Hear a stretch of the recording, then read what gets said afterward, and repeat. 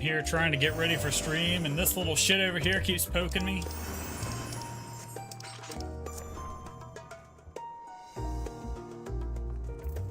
All these.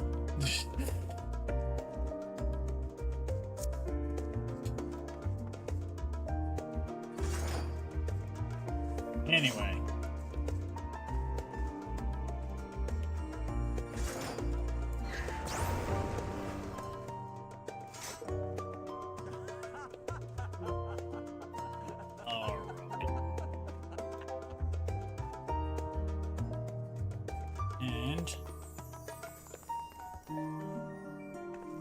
Yeah, I'll give it a few minutes for the other guy to show up. And I'm messaging board.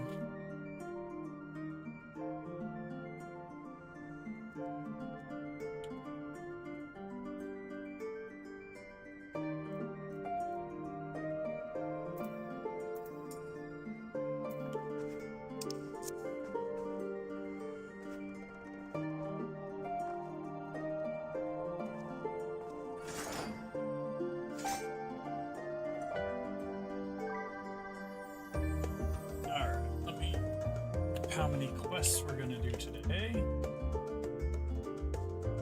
Sure.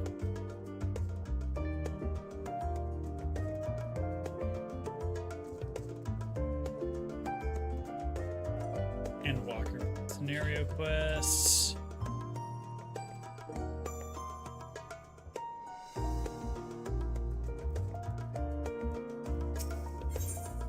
Alright, we're on Unto the Heavens. 1, 2, 3, 4, 5, 6, 7 quests to do today. If we can make that.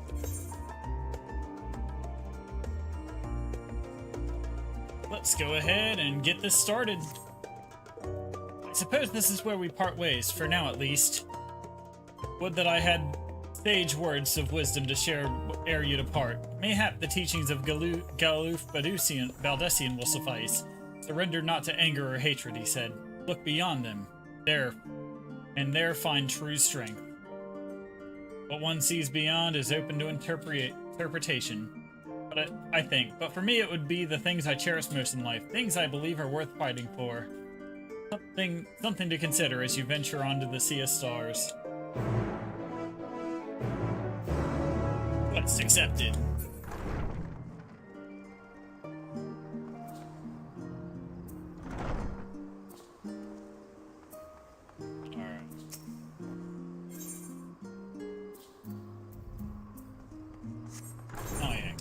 to Labyrinthos and Aporia.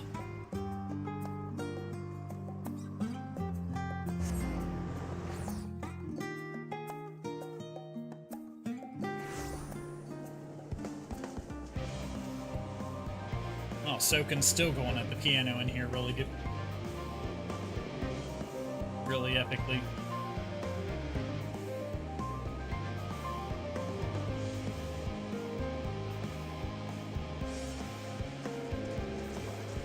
Anyway, this way.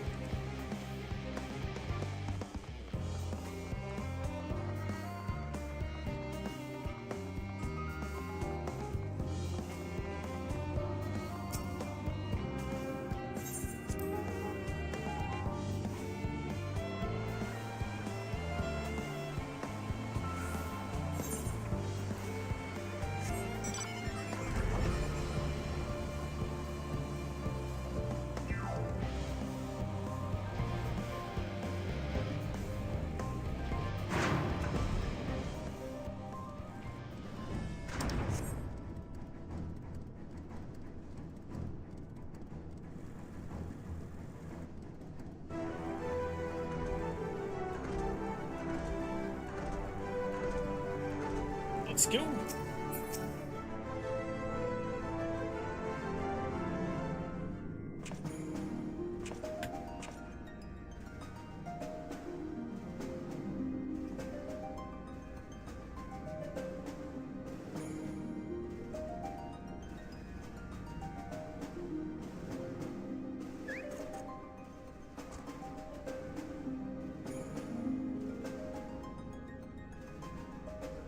All present and accounted for?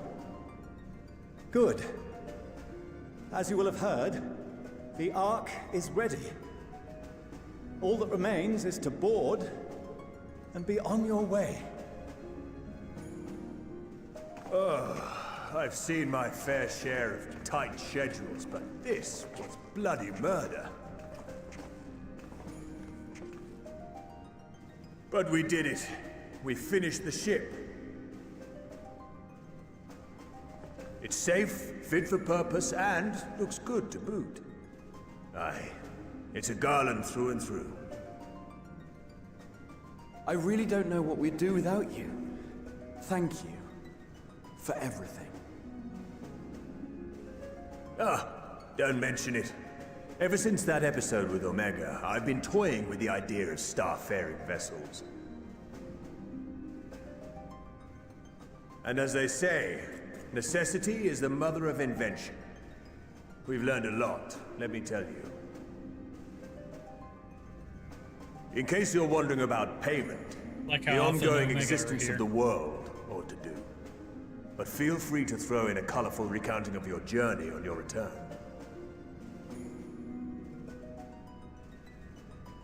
So, have you thought of a name? A name? Wasn't everyone just calling it Father's teeny tiny toy boat? Well, seeing as its purpose has changed, I thought a more eloquent name was in order. I suggested as much to Fortuno, who seemed quite amenable to the idea.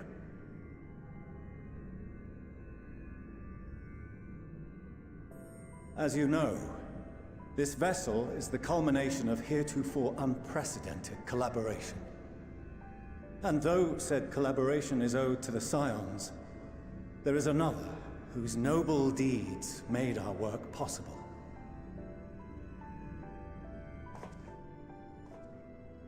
From a fragment of Dalamud, we obtained not only advanced materials such as refined adamantite, but the knowledge to traverse the stars.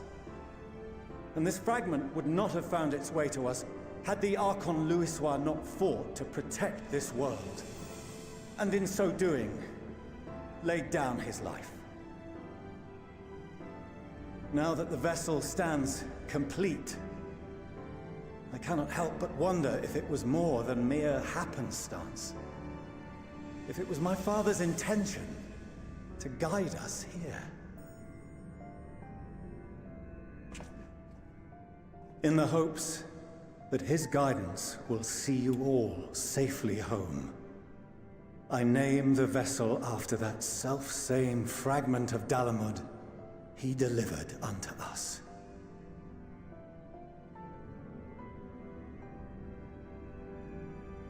The starship Ragnarok.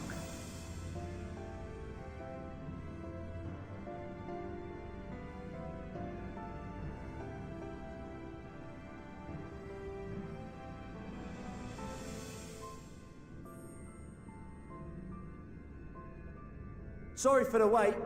I got everyone you asked for, and not a one less.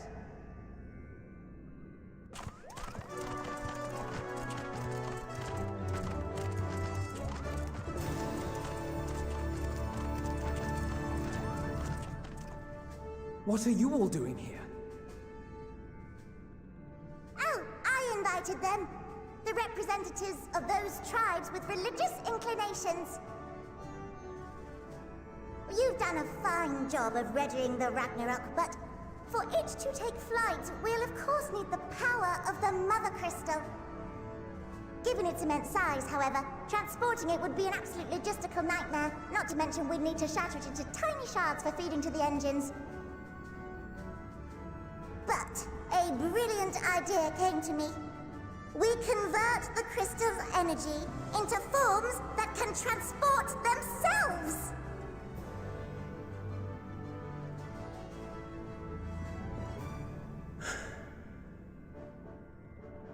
Thou wouldst employ summoning, or should I say its precursor, creation magics.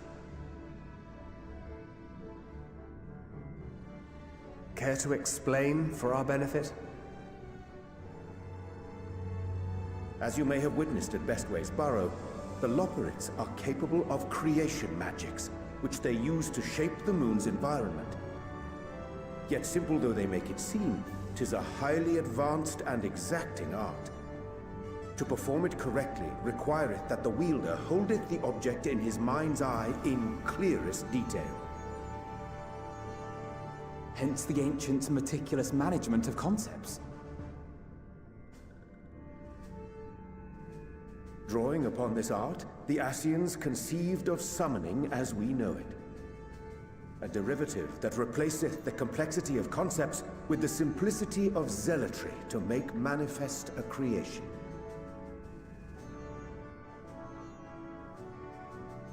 I see. By combining the Loporrits' magics and the tribe's faith, we convert the Mother Crystal into primals of purer form and greater obedience. Summoning as it was intended, one might say. Indeed! Indeed! While Heidelin gave us the ability to use creation magics, she forbade us from using it to make anything possessed of a soul, or similar. She didn't say anything about fulfilling the desires of others, though.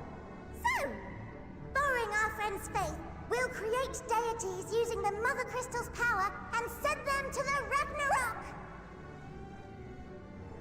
Am I the only one here concerned about the risk of being turned into a tempered minion? Oh, right, I was getting to that. From what I've read in Sharlayan tomes, it appears the Ascians incorporated an additional nasty element into their summoning method. The fervent desire to assimilate others into one's belief. Beings thus created are instilled with the self-same desire and use their powers to enthrall people, starting with the summoner. In contrast, our creation magics, the original and the best, except no substitutes, don't incorporate any of that rubbish, so there's no risk of tempering. I mean, if the being was on the scale of Zodiac, you might feel a little tug, but I think we'll be safe enough.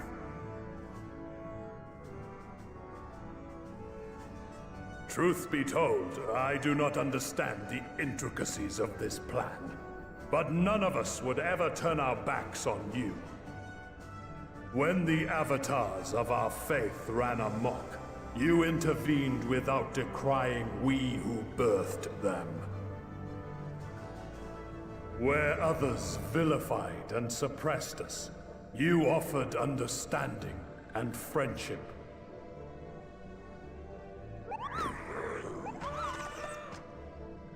In gratitude, we will share with you the true expressions of our gods. Not malevolent deities, but benevolent saviors. Alright, you lot, we're heading to the ethereal sea. Stay in sight, else you're liable to get lost. Lead the way!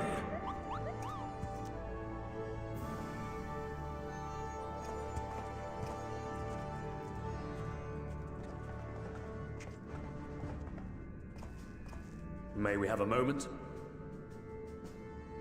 In anticipation of the day man might journey to the stars, we developed these.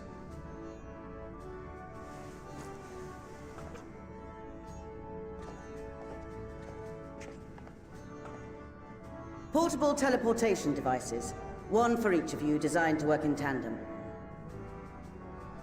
Press the button on one, and in a matter of moments, all 8 will activate and send their owners back to the Ragnarok. There is no telling what hazards you may encounter. If you find yourself separated or lost, please do not hesitate to use them. Be safe, all of you, and come back.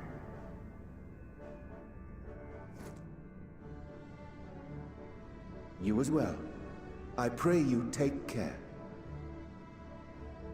Looks like everything is in order, so I'll go ahead and board.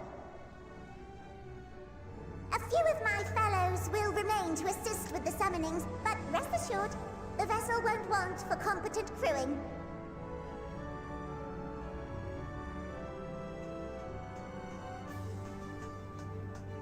If you are ready, then you should board as well.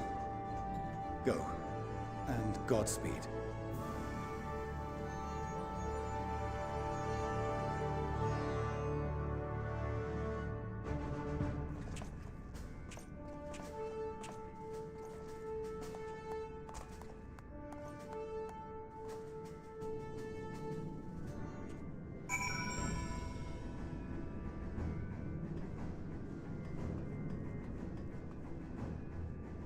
Now we gotta talk to Aglif over here. If you come this way, I'll direct you to the bridge. Alright, it's movie time.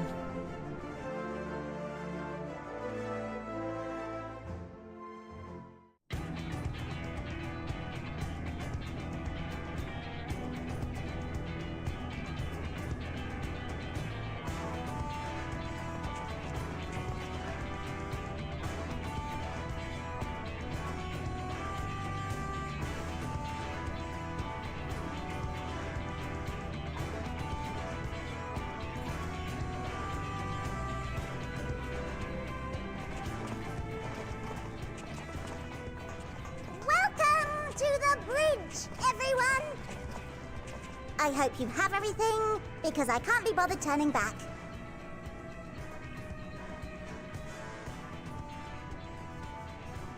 Right then, make yourselves comfortable. We're setting off in just a moment.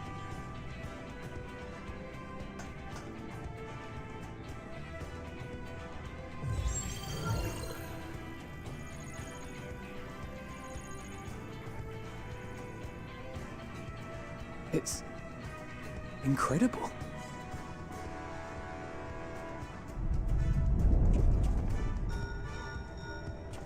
This is Fortuno. Can you hear me? The preparations for the summonings are complete. In accordance with the 14th phase of the plan, we have moved the Ragnarok to the launch site. The gates are open. You may depart when ready. So, are we ready? As ready as we'll ever be. Let's get going. Oh, come on. The burnt-out star's got more fire in its belly.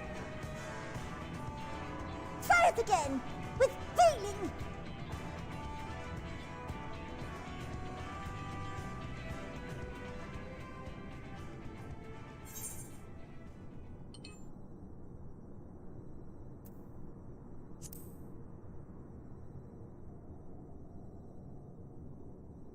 Me? But I... No need to be coy, brother. Do it, and do it well.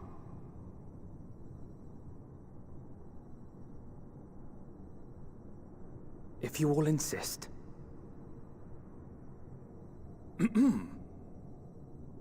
Onward unto the distant stars and beyond! Ragnarok, engage!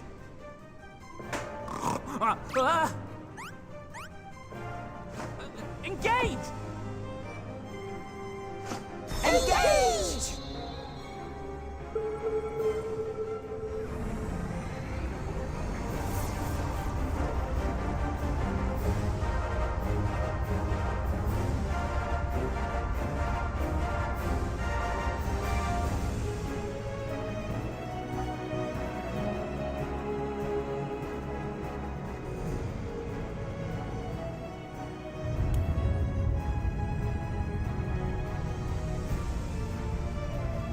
Power Rangers flashback.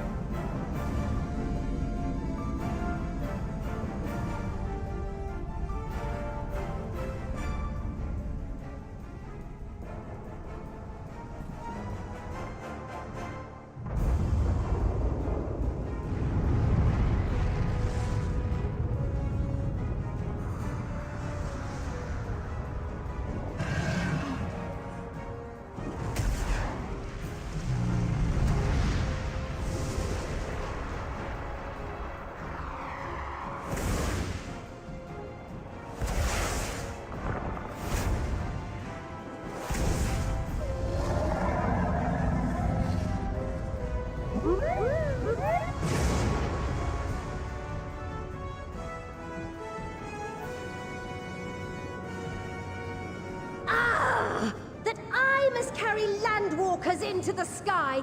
I cannot imagine a greater indignity! Do not sulk so, for thy mighty winds exist not only to buffet and batter. Nay, they may serve also to thrust forth with vigor.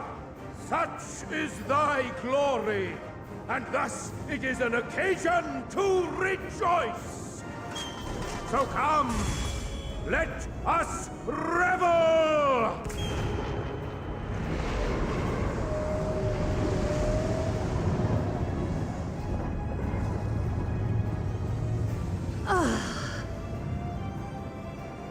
So long as the wind blows freely, I suppose all is as it should be in creation.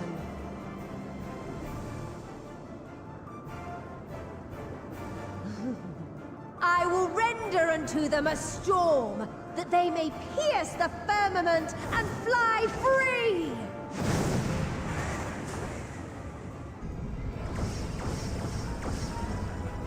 It's okay, we're consuming it anyway. We're consuming that movie, Primal.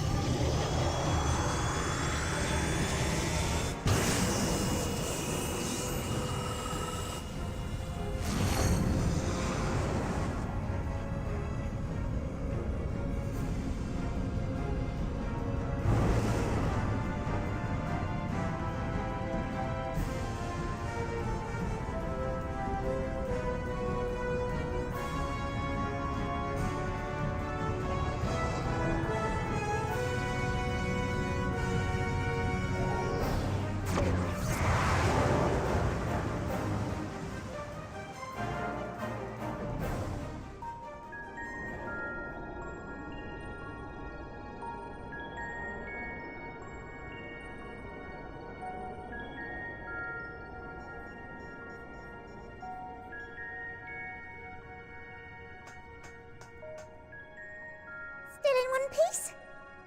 Good. Sleeping way? Report? All's well. Fantastic, even. Thanks to the power of those primals, the engines are roaring and we're ripping along. All values are also within protected ranges. Time to destination is 8 carats. Perhaps 7 at a pinch.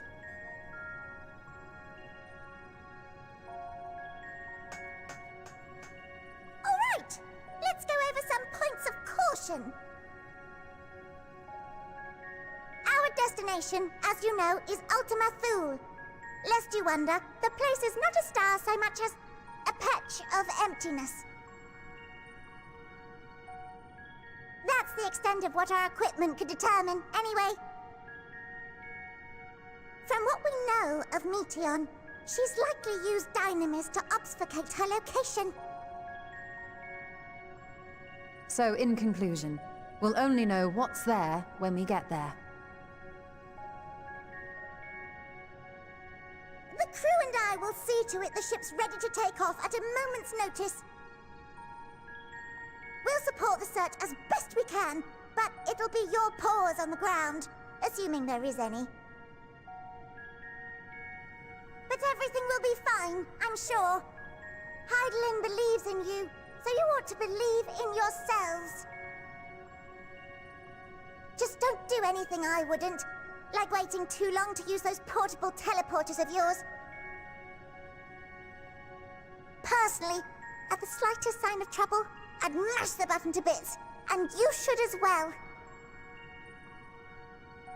Understood. We promise to be careful. I suggest you brace yourselves. We're about to arrive and the vessel will shake a good bit.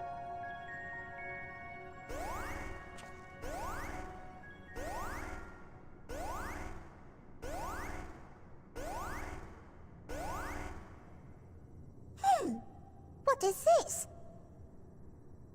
Something is... interfering with the equipment.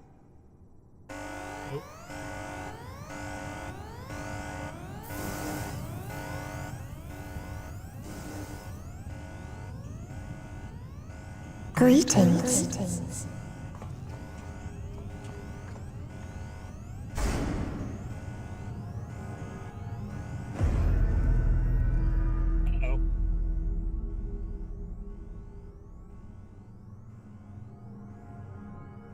Greetings. Can you hear me?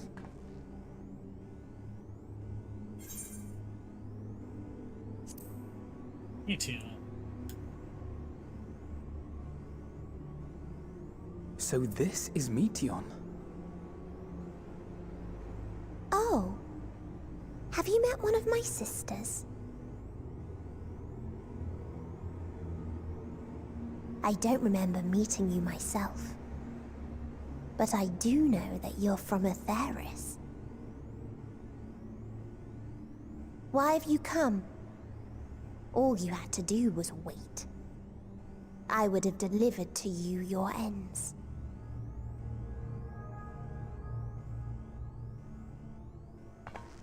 We didn't ask for that. I don't understand. All life is destined to end. Why choose to prolong your suffering?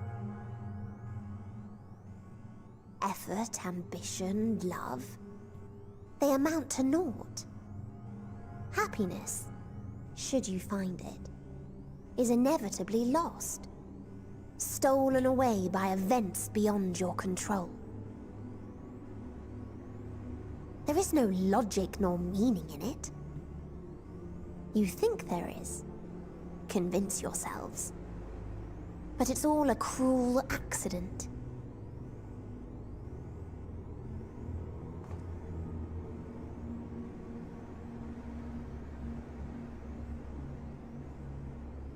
Come now.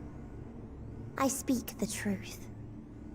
A truth you would recognize if you looked up at the night sky. Unbroken emptiness. Cold, dark, and silent.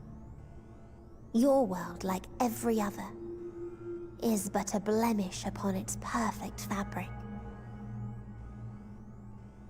Life is an anomaly.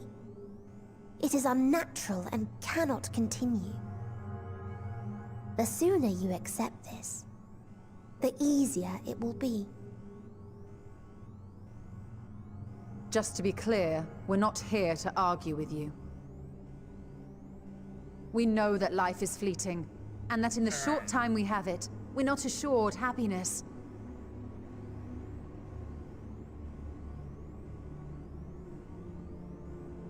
Indeed. I've seen far more sorrow in the eyes of many I've met. I myself have plenty of regrets.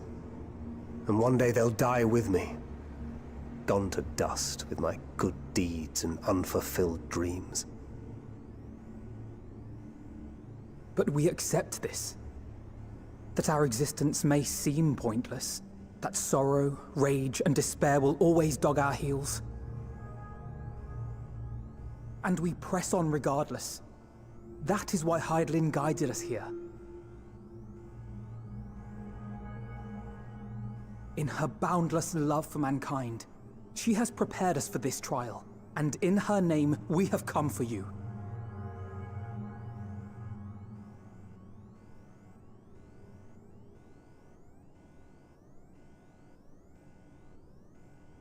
Yes, I sense it. A burning passion like unto fury. I know it well. For the same passion once burned in many a star before yours.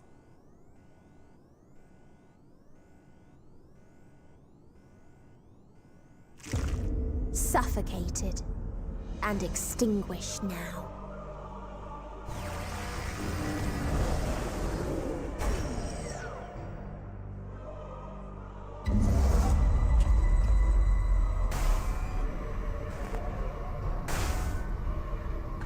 I can't breathe.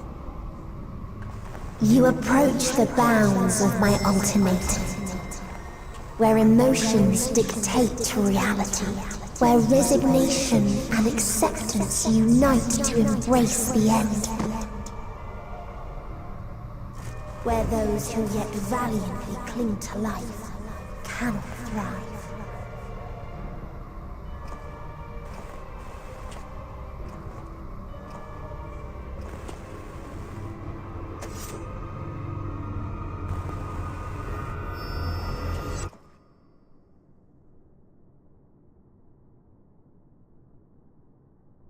Did he get her?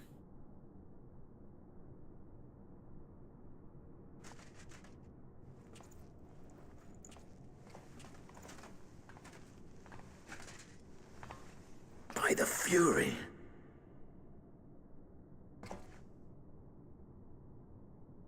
Thancred?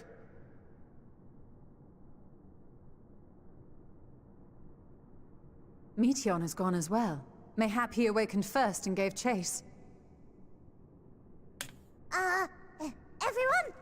It appears we are at our destination.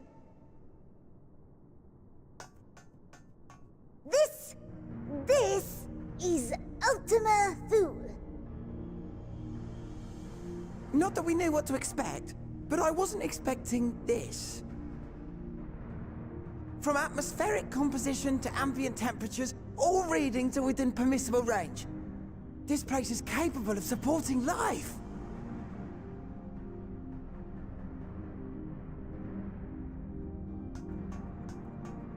If that's the case, then Thancred may well have gone on ahead. Let's go and have a look.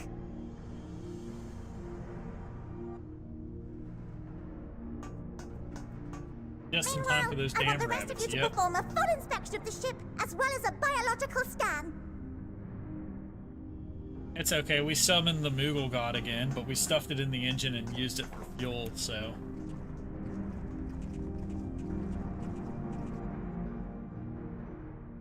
So it was that the brave wayfarers arrived at last at Dream's End.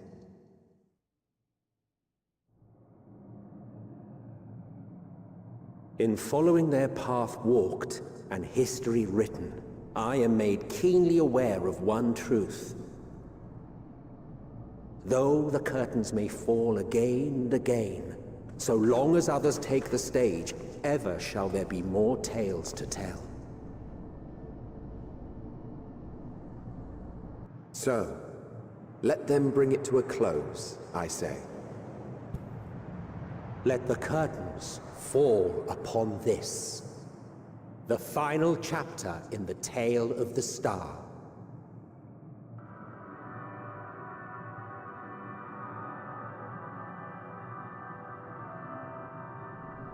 Is this a dead star? As I live and breathe, I live and breathe. Well, the environment itself shouldn't kill us. Well then, let us search for Thancred while exploring the area. The ship we leave in your care.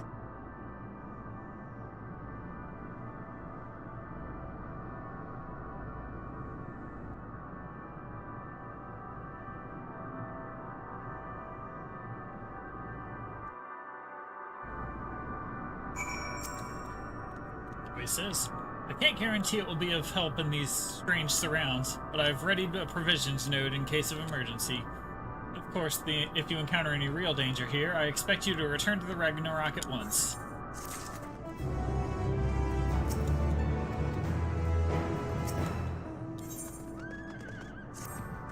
And Alpino says, we're fortunate this place can support life, albeit barely. I suspect given the torpid, stale quality of the air.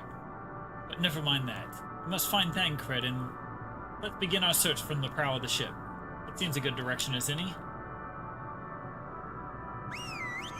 Perhaps to stray too far, lest we lose sight of one another.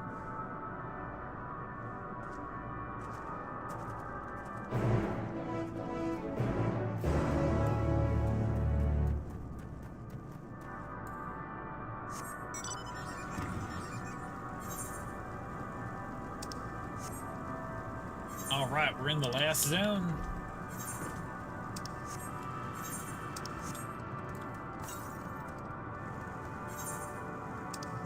$808 to the east. That's far away.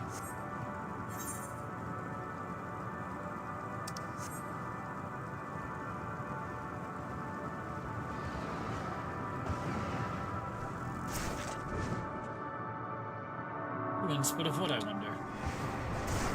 Oh shit, I can't supply that.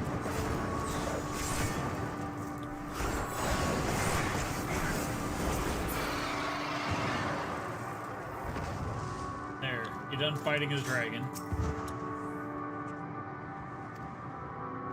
Perhaps we can find something to help us understand the nature of this place. A relic, an inscription, anything.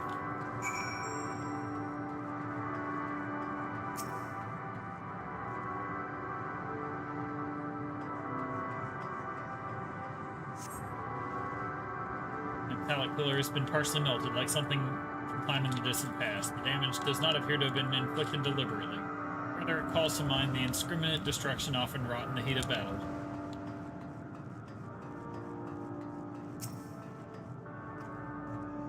Look here, this part is relatively intact. The intricate design of the top suggests it's man-made, though its builders were surely not men that we can conceive them. Having said that, I swear, I've seen this pattern before.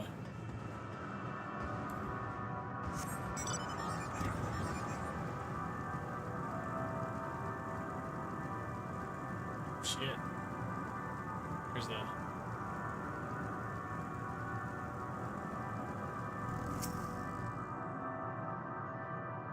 I thought this hill might afford a better view of our surroundings, a poor decision in hindsight. Besides the light from the ship, all is shrouded in darkness. If Thancred is here, I'd never know it. From what I can tell, we are near the edge of an island. If you can call it that, surrounded by floating debris. Back to Alpino.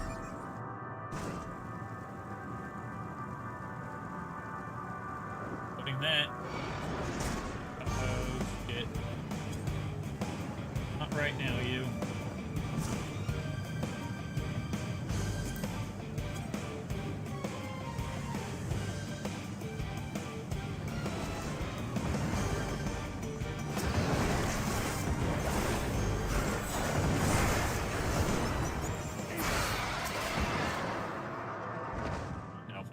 says. Were you able to find anything? As I feared, there's still no trace of Thancred.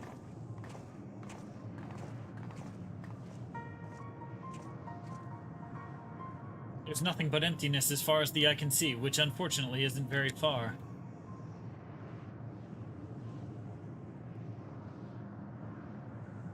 But I can't help but suspect that someone or something is here.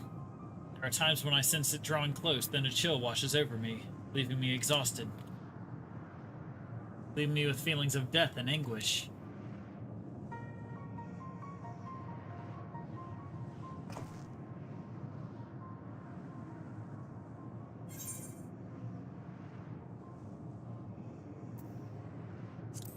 Felt it too when I was near that thing.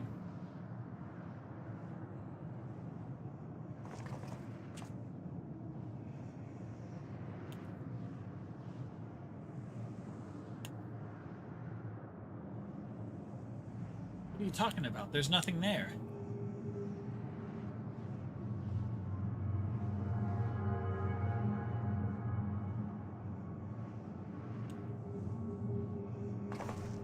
Before we jump to any conclusions, perhaps we should search elsewhere. Agreed. We've only found more questions than when we are in desperate need of answers. It's a fair stretch of terrain from here to the ship's port side, where we've yet to explore. Let us try searching there, then.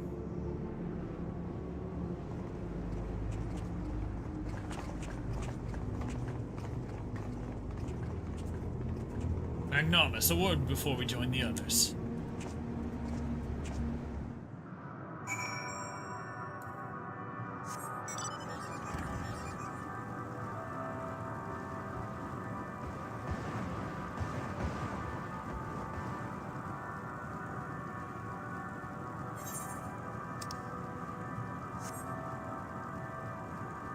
Speak with the Stynian.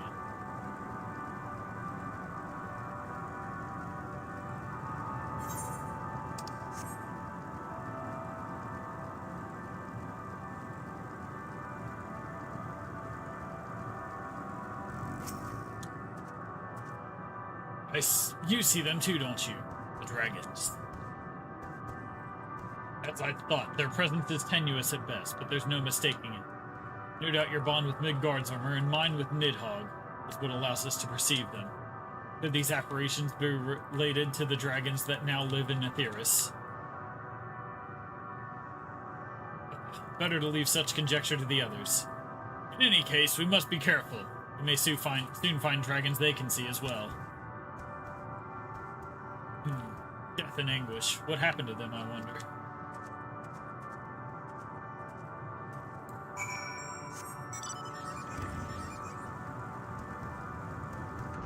Midgard's armor came from space in the first place, which is the father of all the dragons on back home.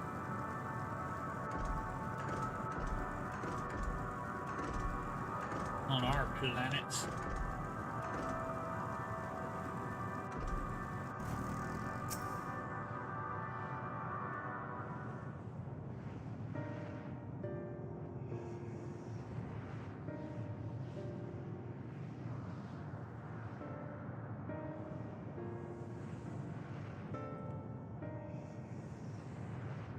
Dragons? Here? Yep.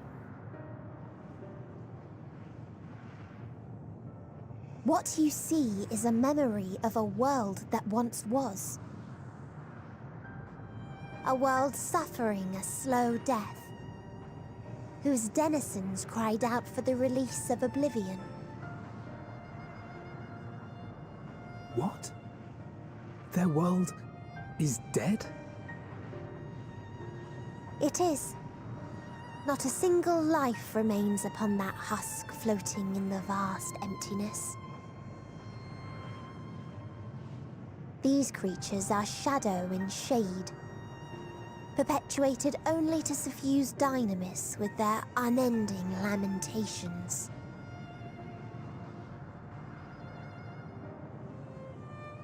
Our friend Thancred. Where is he? A strange question. He is at your side, is he not? Oh yes. He is here and there, and everywhere within this space. He would tell you himself if he had form to form words.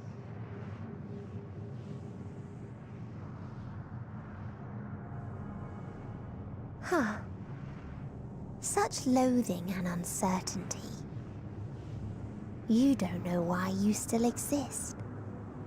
In like manner to the oblivion I send, I tried to drown out your ether with dynamis. Beginning with this Thancred, who came at me despite being unable to breathe. Such a simple thing, unmaking men. In the blinking of an eye, he was gone. Didn't even have the chance to be transformed. Yet somehow, he managed to leave a slither of himself behind. What you call the heart? Or perhaps the soul. In his final moment, he cried out from it. A single word. Survive. That wish proved stronger than the despair that ruled here. It overpowered it, causing this space to be remade. Into a place you can perceive, and where life can endure. That you draw breath is proof that his soul lives on. For how long, however, remains to be seen. Well then, we should hurry and tend to business.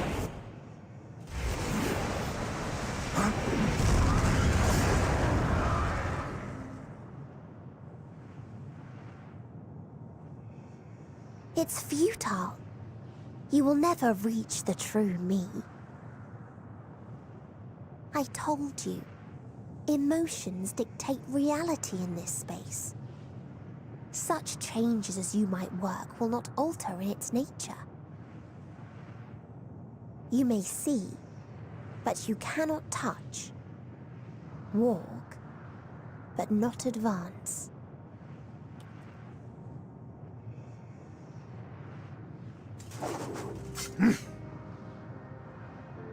Meteon holds too much sway here. How do we contend with a foe who can unmake us on a whim?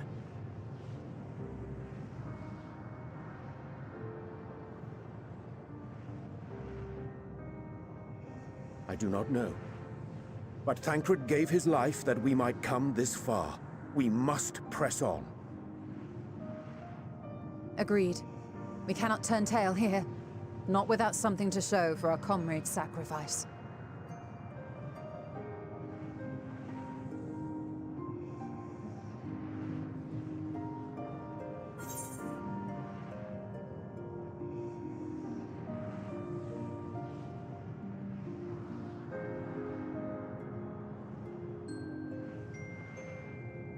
Anyways. Complete. I was looking at it to see if that word was real. But apparently I don't know if it's real either. Doesn't look like it's real because I keep Googling it and nothing came up. Anyway, unburdened wings. Soul without body, and a form being with which we are not wholly unfamiliar. Indeed, for we existed in a similar state when residing in the first. The circumstances are rather more dire than that. It is true, but I choose to believe that he is not forever lost to us. Regardless, in sacrifice he hath afforded us a chance to prevail. Let us not squander it, and ascertain the nature of this realm that we might confront and defeat Meteon. Estinian, Magnarmus, would you accompany me in speaking with these dragons? Mayhap they can enlighten us. I would ask the rest of you to survey these surrounds. If there is a path that may lead us to our quarry, we must find it. Very well. We can reconvene here when everyone is finished. Medion said these dragons are shadow and shade, from a world whose denizens sought oblivion. As such, they are not like to be amenable to company, let alone conversation, so please be careful.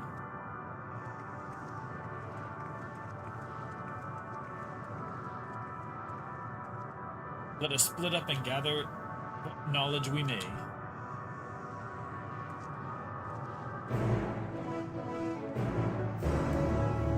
Gather information from the dragon. A visitor, not of this star. Could thy slender hands bring plague to our world? Thy breath extinguish life's feeble flame. Oh, how we would adore thee.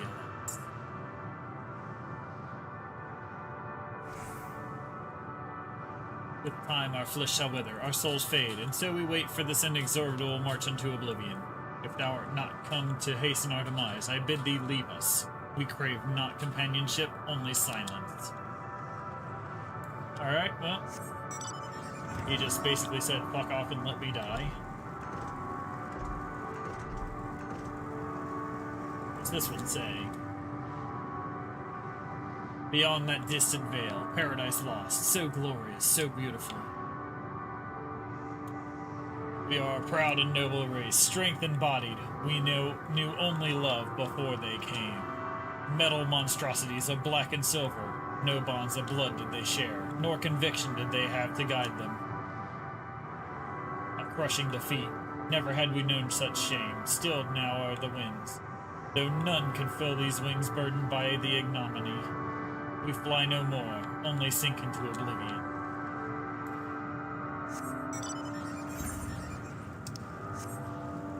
Last one.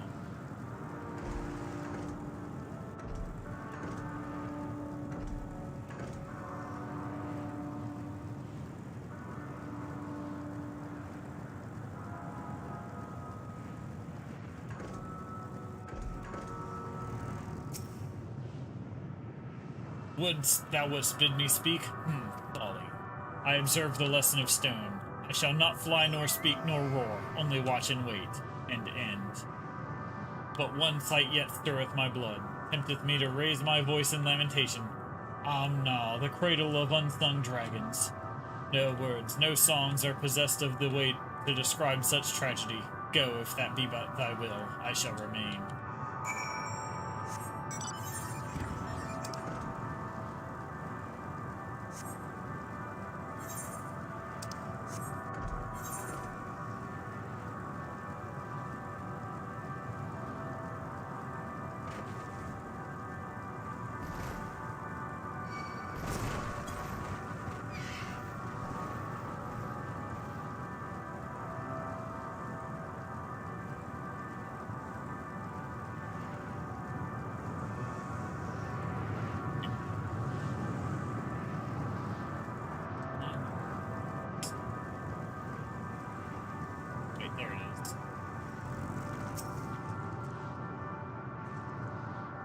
They led you here as well, did they? It was described to me as the source of their woes and proof of their end. I think I'm beginning to see why. It's a hatching ground. Or was. I've seen similar on Aetheris. Midgard's Ormer's kind must have lived and thrived in a place such as this. Creature said his father was driven from their ancestral home by war and strife.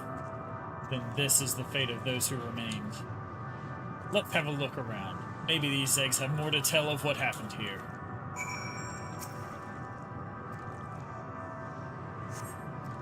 Inside the shattered egg, you find the remains of an unborn dragon. The body has already begun to decompose. The gelatinous half-dried membrane covering the corpse suggests it failed to emerge. Dead baby dragon.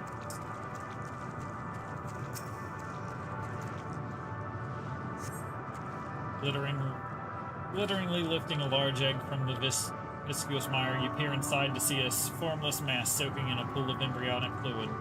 Your stomach turns as you return the egg to its resting place.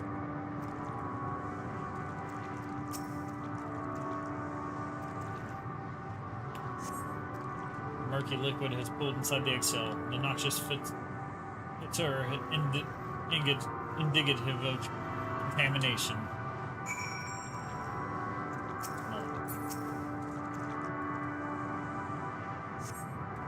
The egg appears to have been broken from the inside out. Perhaps the dragonette within succeeded in hatching.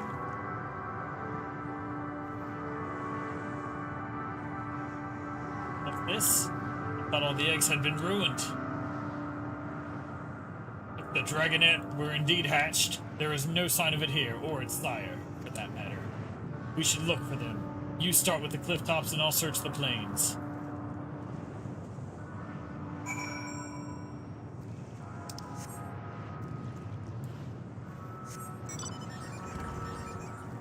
Searching for the dragon.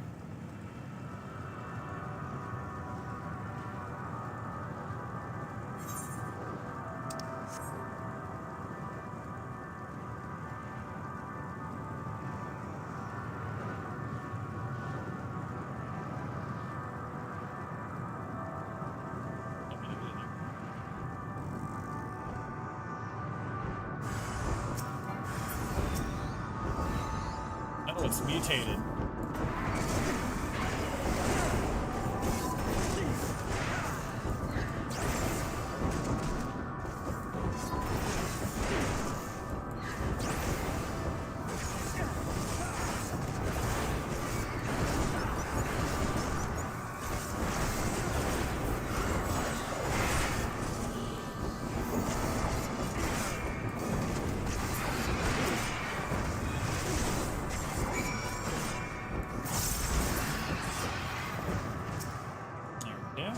Talk to him.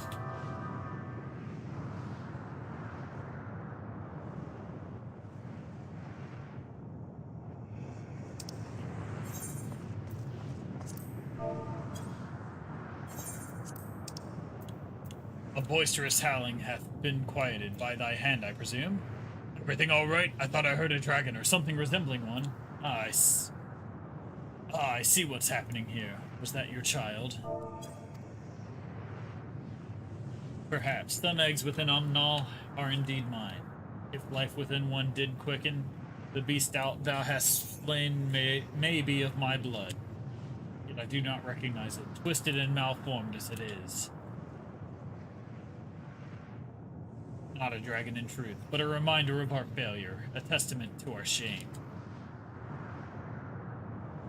Explain.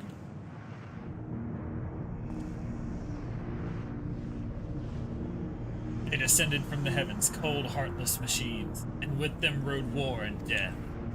With fire and fury, rage and rancor, we gave answer. It was a long and bloody battle, but only the beginning. Untold chaos and destruction swept over the star. In the end, the invaders were victorious. Yet when they looked upon their prize, they deemed it unfit for requisition. We were abandoned to our ruin.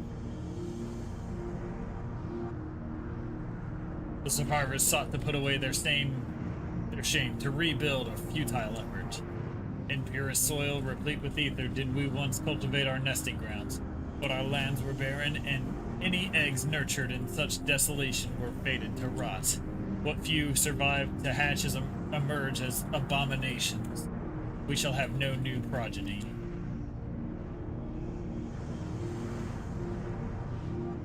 There are dragons among you capable of journeying to other stars. That there are. Many would make the attempt, each bearing a clutch of eggs.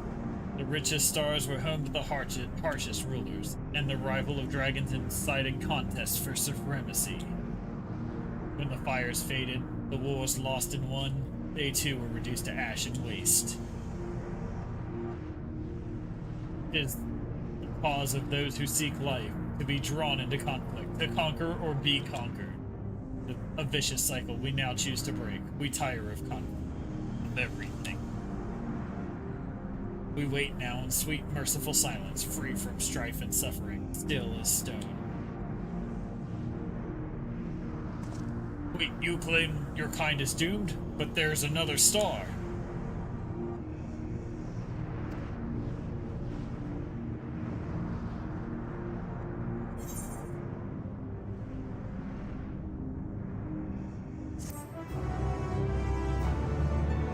Next quest.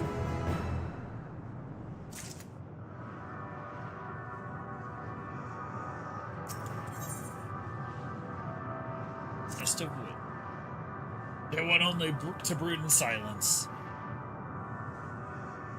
To be left alone with their grief until time itself comes to an end. The sole reward for senseless bloodshed, a pain I understand, and wish that I did not. What fools we were. But now isn't the time for such thoughts. The others will want to hear of what we've learned. Come.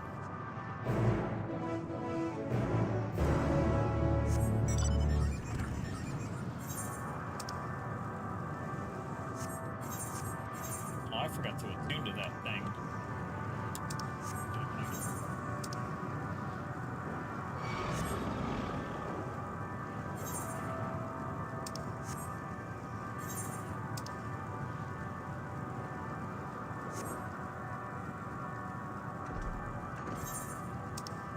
That's good. Frank didn't forget to attune. Just me. It's alright though, I'll get there in a second. Just got this guy. And keep right.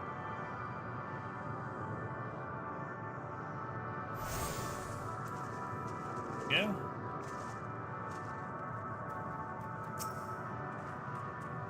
Were you able to establish any meaningful contact with the dragons?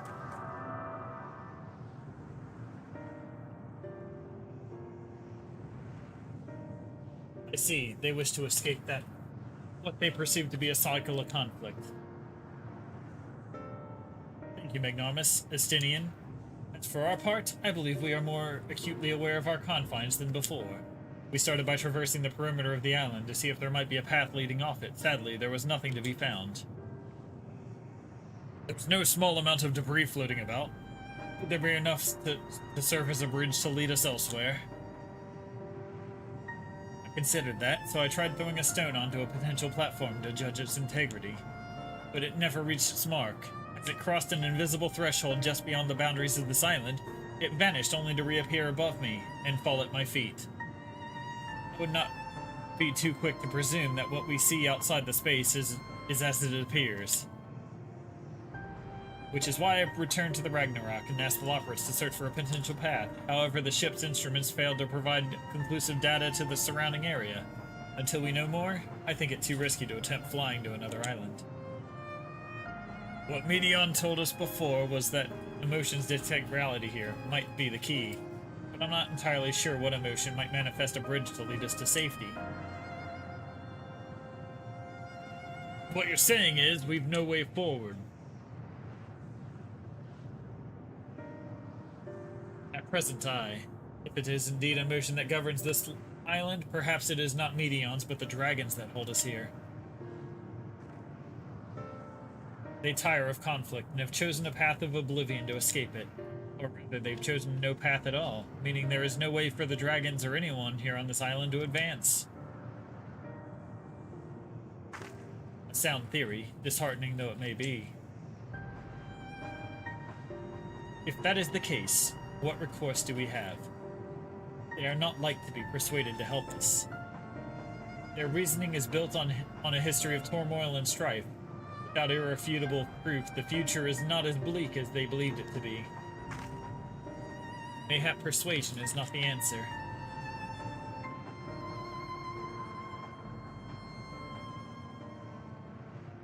Medion meant to unmake us, and then and there on the Ragnarok, and she would have succeeded if not for Thancred's determination.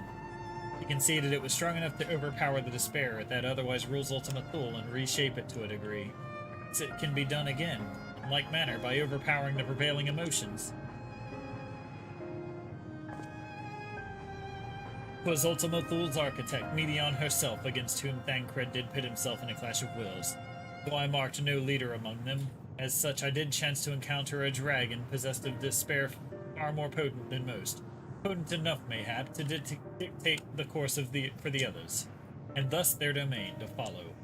He spoke but few words, carefully chosen, their tone and timbre alone threatening to rend my heart in twain. Challenging his desire to remain may allow us to alter the island upon which we stand. Alas, I fear that by vaunted rhetoric availed me not. Against his calcifying heart, but mayhap one of you will fare better.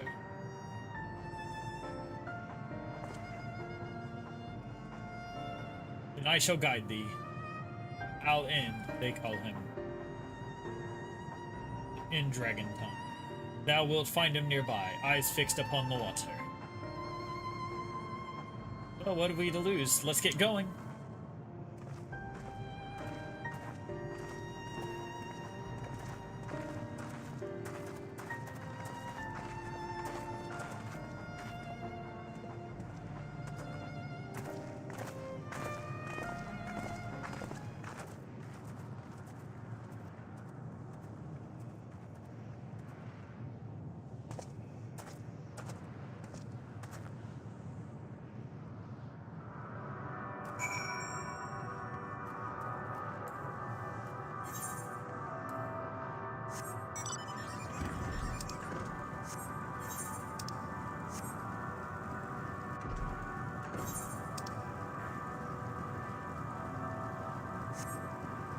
Next spot.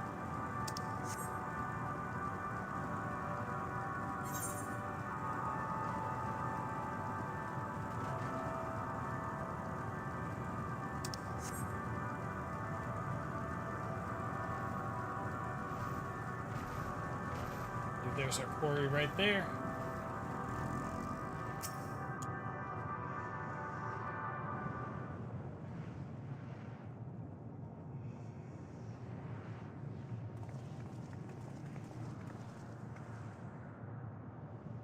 He remaineth as he was when I first approached, entombed in melancholy. I see. Perhaps I could... I'll handle this.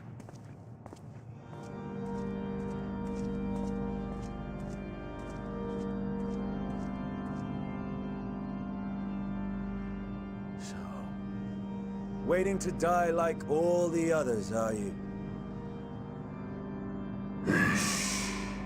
Our pride is crushed, and our souls corrupted. The winds are stilled, and the heavens offer no comfort.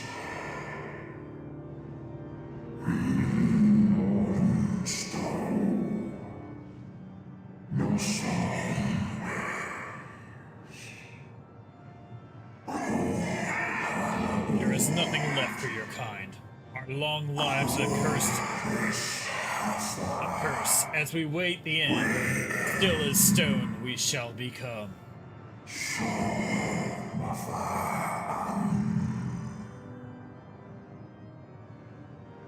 So you say.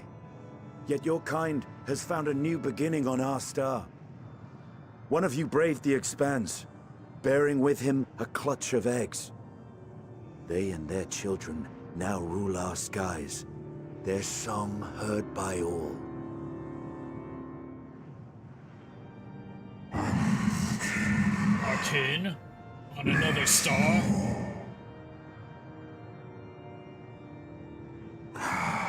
And yet upon thee do I smell the blood of my brethren.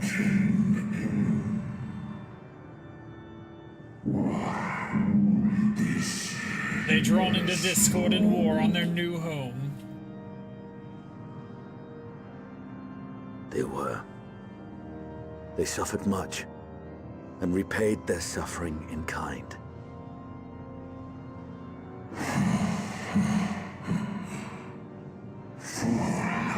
Mattereth not whither we fly. For will a sanguine ocean await us. Ever will retribution's wheel turn.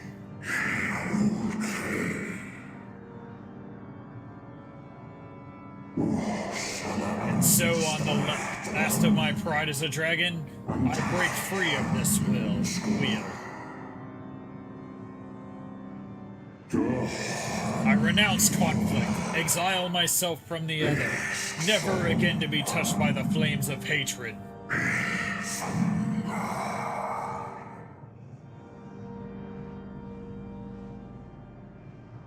Had your brethren made the selfsame choice, my family might still be alive. Yet lasting peace does not come to those who simply retreat from conflict. You must be willing to confront it. To stare into the face of your foe, and see yourself in him. Only then can you break the cycle of torment and tragedy. This lesson, a dear friend taught me at the risk of his life. There is no nobility in your penance. You wallow in self-pity. And after everything we've endured, we will not let you stop us.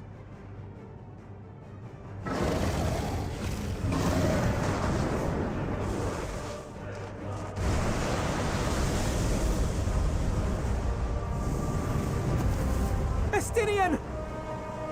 Stay back!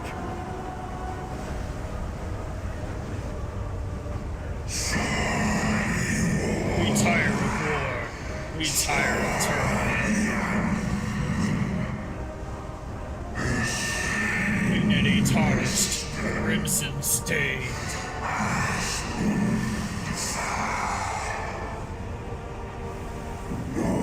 Our misery, our shame, too much to bear.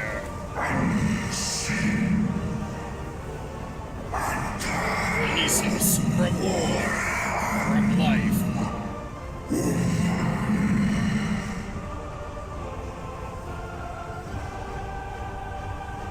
I see. This is the emotion that bars our way. The rest is up to you.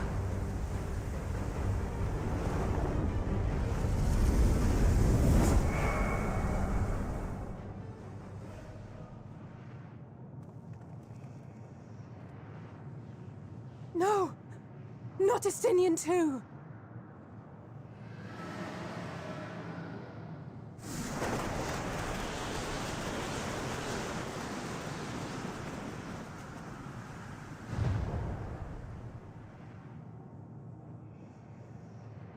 There's a wind.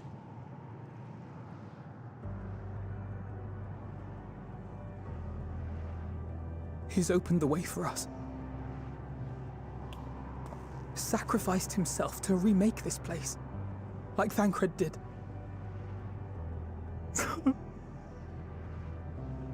Oh, Alphino. What was that? Nothing. Probably the wind. Come. Let us follow the wind. It will not lead us astray. He would not.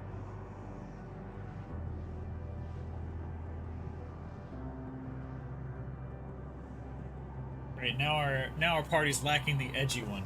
Oh wait, no, I'm still here.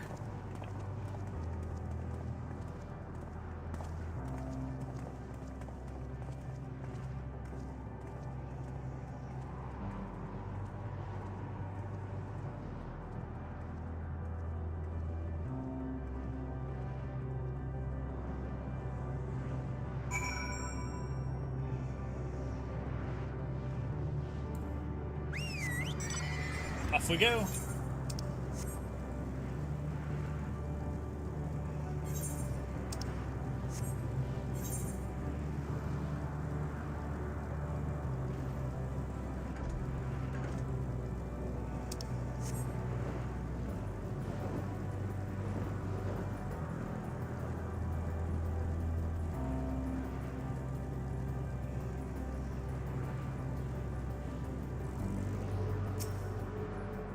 Look there, the wind.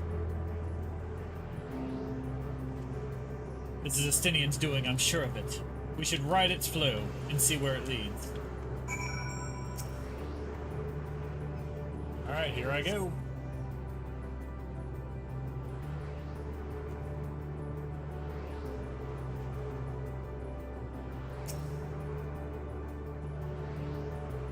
Alpha delivered you to another island. The other silent Scion should be arrived before too long.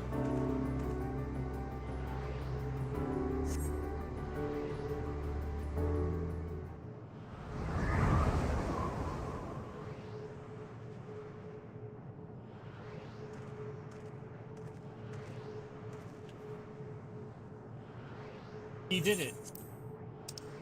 He found a way forward for us. The dragons remained trapped within a prison of their own making, lamenting the horrors of war, yet Estinian knew them better than most. He was a man of honor and a dear friend, willing to fight to the very end for what he believed was right. And he's still fighting Alphino, just like Thancred. Their sacrifices are why we can survive here, why we still have a chance to stop her. Even in spirit, they're unwilling to give in to despair, and we mustn't either. Alizé is right, we must press on for their sake.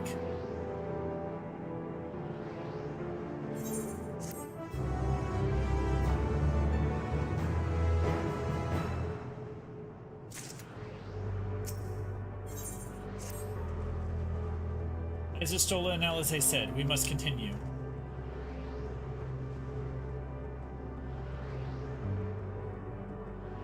Notice the change in our surroundings. Perhaps this is the memory of an altogether different world. It would be prudent to learn more of it then. Tread carefully, lest we lose our footing on the sand.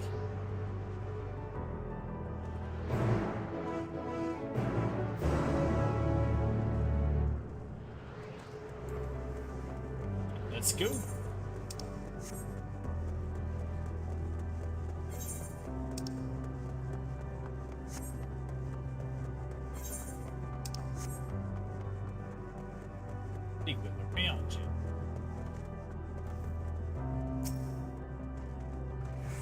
Were it not for the violet crystal embedded within the surface, 'twould appear as ordinary stone. A curious script has been etched upon them. Alas, it is not a language with which I am familiar. I cannot say I recognize it either. Nor I. The dragons, from what I recall, preserve their knowledge in song, eschew the written word entirely, so we may assume this is the work of another race we have yet to encounter. Medion claimed the dragon's world suffered a slow death, seeking the release of oblivion. What might we find here, like as not, doth wend its way towards a similar end.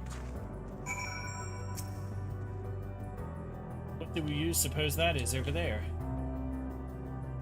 I'm not sure, it's hard to make out, but at this distance its surface seems to bear the same crystals as this monument. Meaning there's a chance we may find whoever built them both. We should go and have a look. Come on.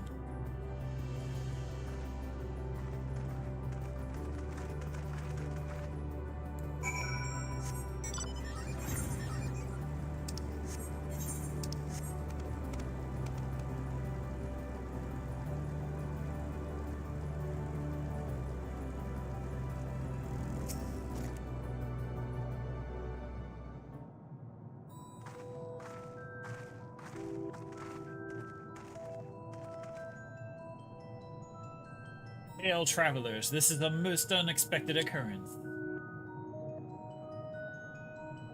Oh, hello there. Is this your home? Indeed it is. Ah, forgive me. I had forgotten an exchange of introductions is expected. When first meeting those with whom one is acquainted.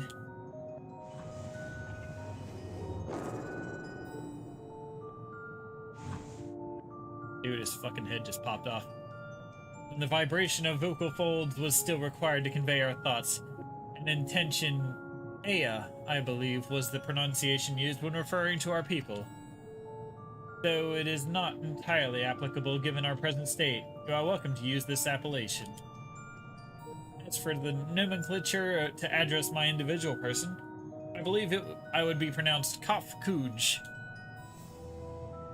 Yes, Kafkuj, of the Ea.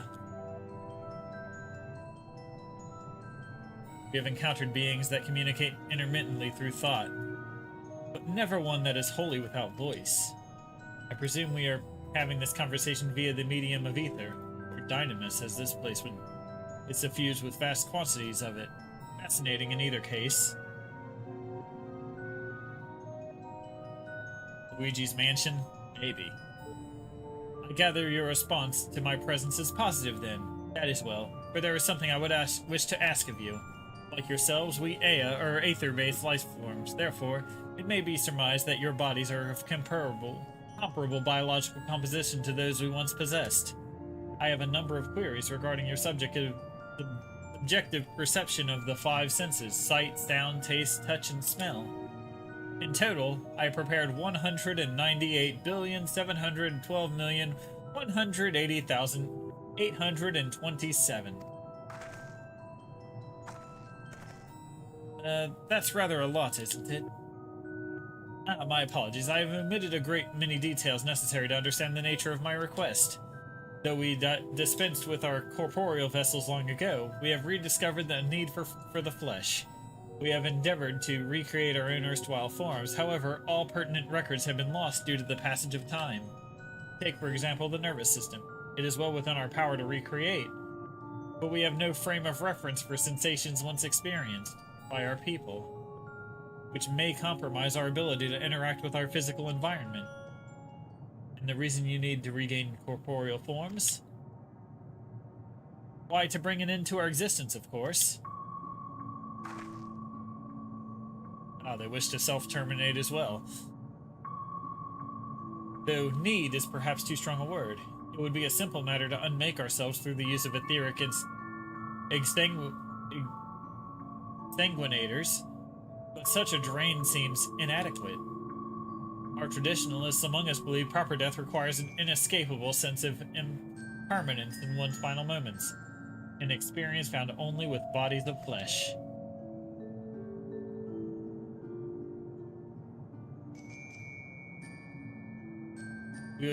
We should very much like to hear more of your plans. In exchange, we will answer any questions you have to the best of our ability.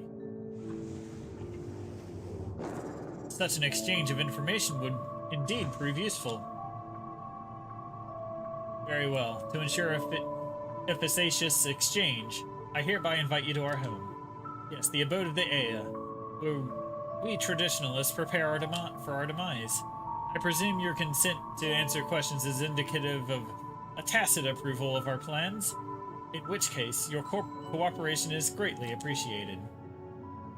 I must caution you, however, be mindful of the Ea wandering the desert. Their desire for bodies of flesh can be described as overzealous. Now, if you would follow me. This is going rather smoothly, not that I'm complaining, mind. Even so, we mustn't forget their aim is oblivion, much like the dragons. Though I fail to see why a civilization so seemingly advanced would choose to unmake all they have created. At any rate, we will find no answers dallying here. Let us be on our way.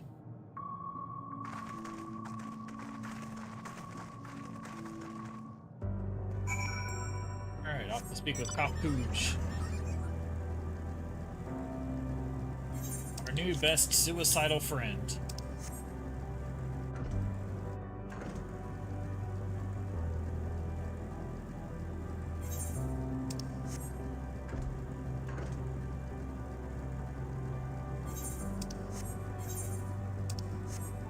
It's only a momentary lapse in judgment if you videotape it.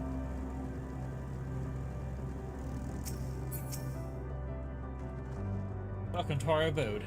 Most of our compeers you'll find remain idle in their domiciles, though your quizzical expressions indicate my phrasing is unclear. I speak, of course, of the violet crystalline constructs hanging from the stone structures there. You say they remain idle, but what of your work to regain corporeal bodies?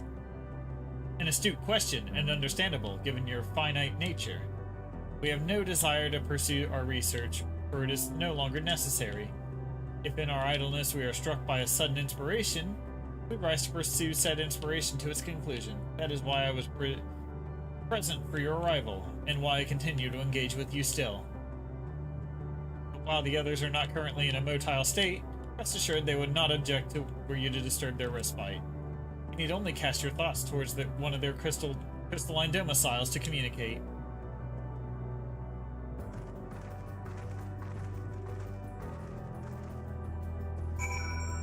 Alright, try to knock on their houses and get them out here.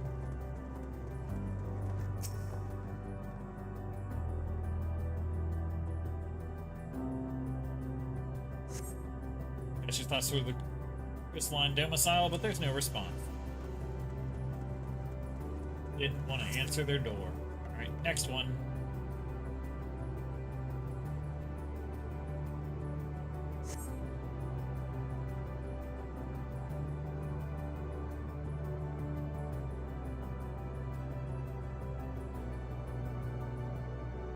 What's happening? Supposed to be stuck here this long? Oh. You wish to speak? Very well. Pray a moment, if you would.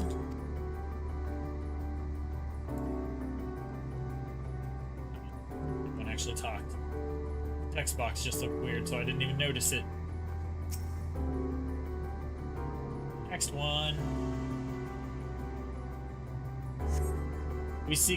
Why we seek our end, you ask? If you wish to know, I will tell you. Just a moment. I must remember. From what form did I take when last I emerged? Last one's over here.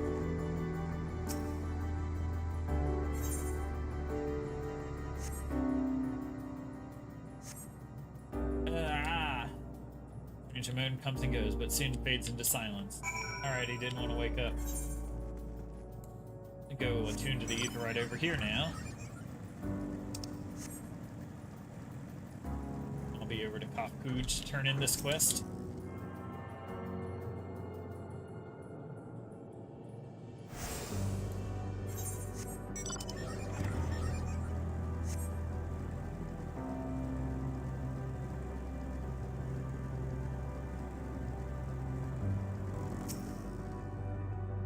Did your inquiries yield satisfactory responses? A couple of them answered. I see. If they failed to answer, then it is likely because their minds have unraveled due to prolonged idleness. They are not but concentrated ether now. Worry not, there are no others who have needed those lodgings, and they will not prove a hindrance to remain as they are. But more importantly, you said some few did answer your request for an audience, yes? I imagine they will be along with us ere long. Next quest.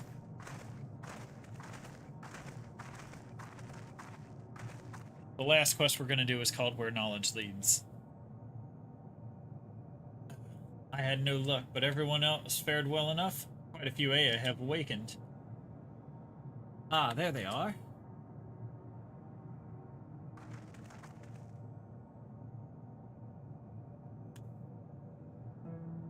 May I introduce to you Lalak, Dudik, and Nanid.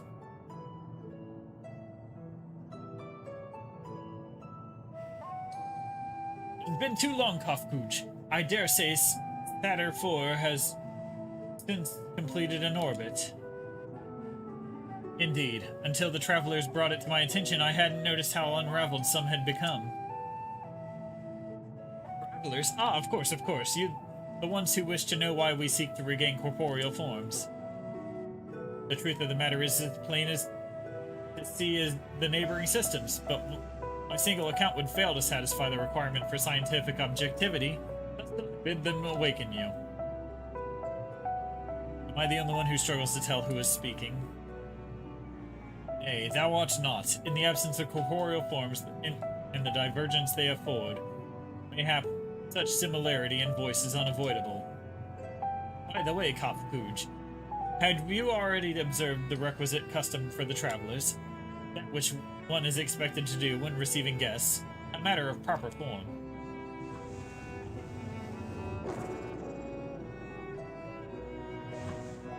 Ah, yes, so long as it had simply escaped my mind and still does. What was it again? I can't seem to remember.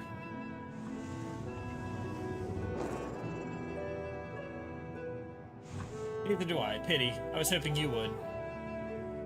Perhaps we can search the archives for the answer. Now, Nanij, the archives have long been frozen. Unless we subject ourselves to further dolor. Surely you recall that much. Ah, of course, food! The custom is to serve food. Beings of flesh such as they must regularly replenish their ether. By contributing to their replenishment, we communicate our friendly intention. That's right!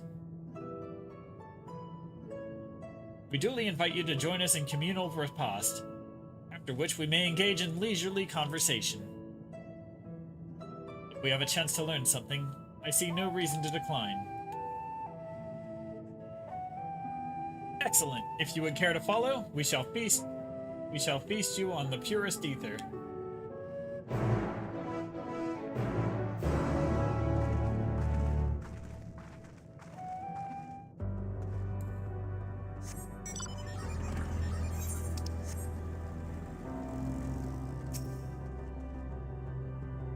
This facility is where we replenish our ether. There is no particular name for it, but we traditionally sometimes use the word restaurant. Now then, if you would take your place with your comrades, the space will soon be swathed with the purest ether. Please absorb as much as you like.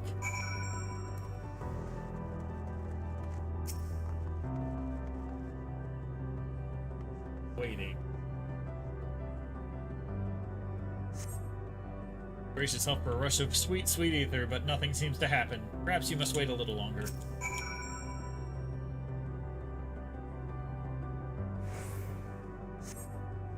Brace yourself again, but again nothing seems to happen. Just as I had expected, meticulously as one might recreate the A's homeworld, this is Ultima Thule. One simply cannot simply generate ether here. As recreations, our friends are oblivious to this fact. The very truth of their existence, much like the phantoms of the recreated Amarat. However, appearances may seem, we must ever be mindful that this is the memories of the dead with whom we deal.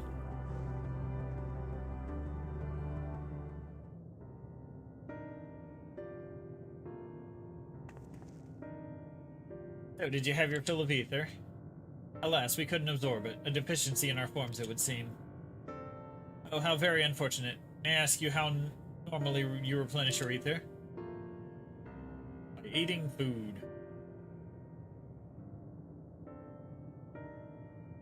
Through your mouths, you say? How very primitive and quaint. To think that their mouths serve not only to expel sound, but draw in sustenance besides. Such life forms have long since vanished from our systems.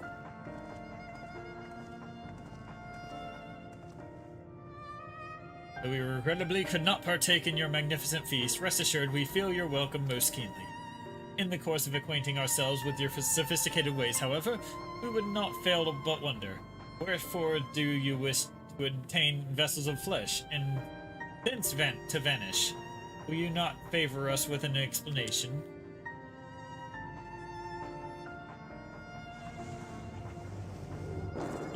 You flesh and blood beings are always so hasty. It does have its charm, however.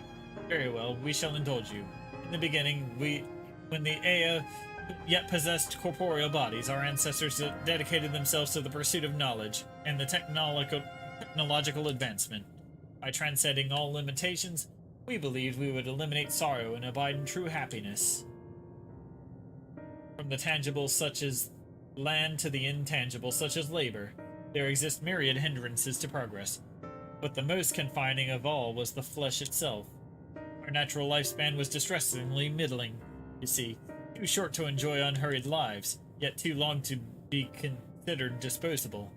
Furthermore, to simply maintain the integrity of our bodies demanded considerable resources.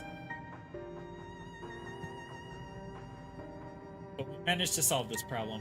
After long years, we discovered how to become non-corporeal entities with everlasting lives, untroubled by the failures of the flesh. Thus changed, we had more time and freedom to continue our scientific pursuits.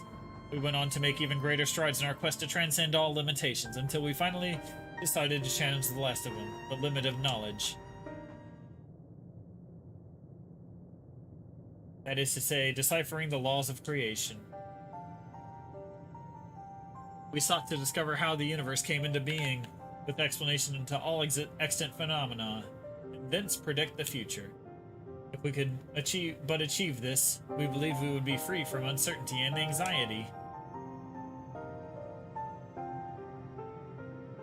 And did you find the answers you sought?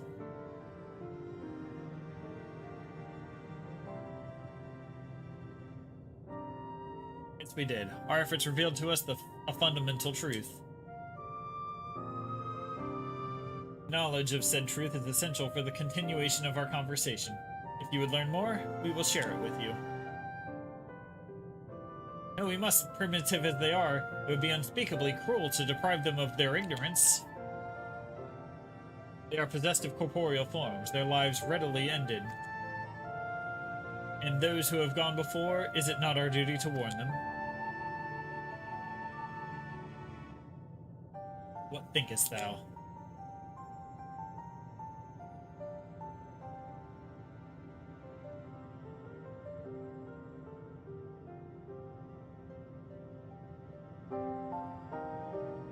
We have deliberated and come to a consensus. If you are resolved to know it, we will disclose to you the truth when we have discovered the truth of the universe. Seek us at the stone pillars just outside the bounds of the abode, a place called Elegia.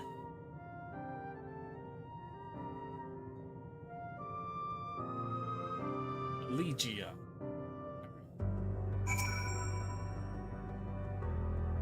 Fundamental truth. We will hear it, of course. Let us learn what has led to such an enlightened people to this indolent end. Shall we join the Aya?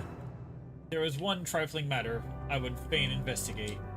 Ignomus Grahatia, might I trouble you for your assistance? Of course. My thanks. We shall head outside of the abode, if you would kindly follow me. I know not what mischief you are plotting, Ryanje, but I trust you rather have our best interests at heart. The rest of us shall go on ahead to Elegia. Lest you worry, we won't start without you.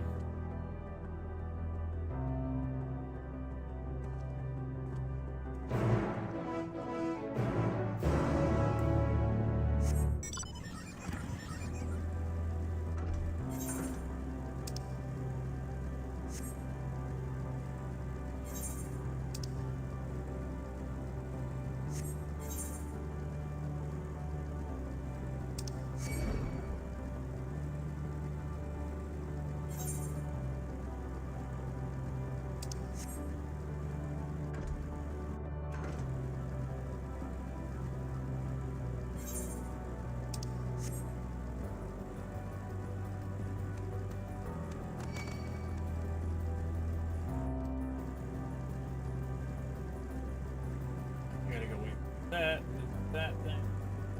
Back there. There we go. And Orianche says,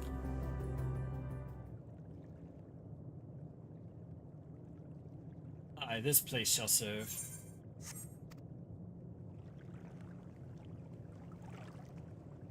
It is the spring that you wish to investigate.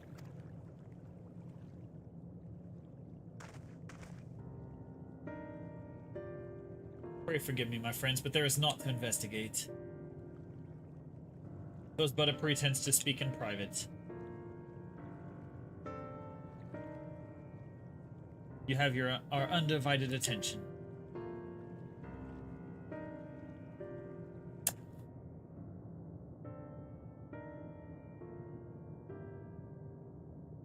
As we have established here in Ultima Thule, those denizens of ruined stars are recreated in their twilight days.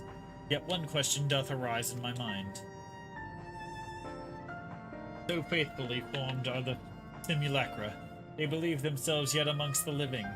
How dost thou suppose this is possible?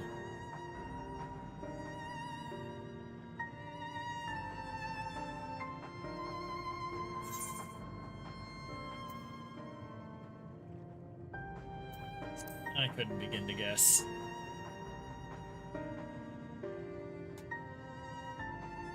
Wait, what if Medion visited the dragons in the Aya while they still lived? If so, she could have made their emotions her own, and with them create more faithful simulacra than had she relied on any historical account.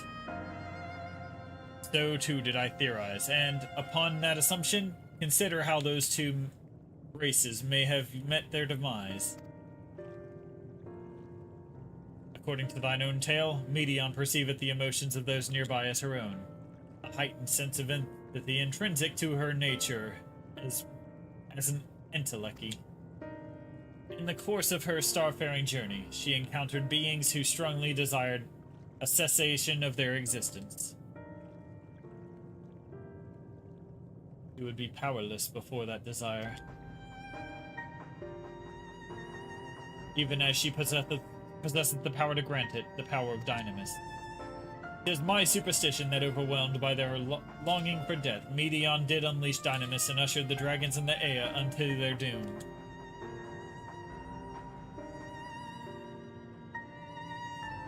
Of course, such was not always the outcome. Full many stars did she find already lost to ruin. In order to create a terminus, however, the fervent desire for the end is essential. Therefore, should you struggle to find the way forward, pray ask yourselves this. The place where you stand, whose is the soul that yearneth most desperately for oblivion?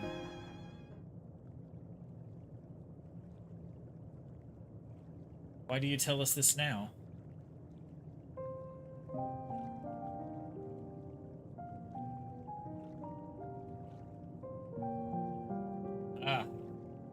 Ne'er again would I betray your trust. This pledge I did make to my comrades.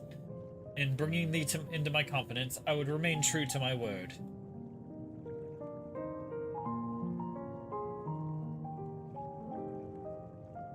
As for thee, let us consider my fitting reward for the secrets I harbored for the Crystal Exarch.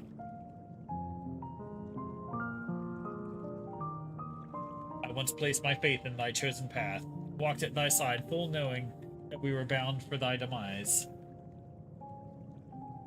I ask now that thou returnest the favor, and abide in faith as I fulfill mine own destiny.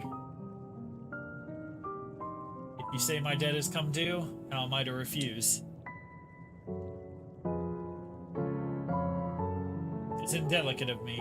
I know full well that I can but beg thy forgiveness. Yet even if I must needs go to such lengths, I cannot well feign ignorance of the answer I have found within. Though he's planning to sack himself. The answer to the question, in what moment might I stand strongest?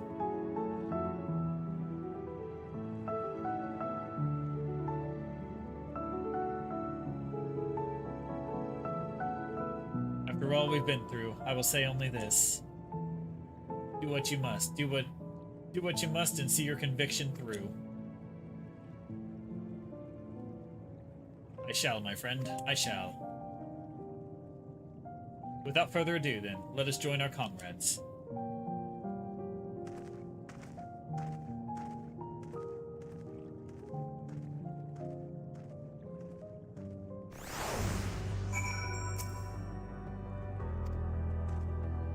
Let us be off to Elegia.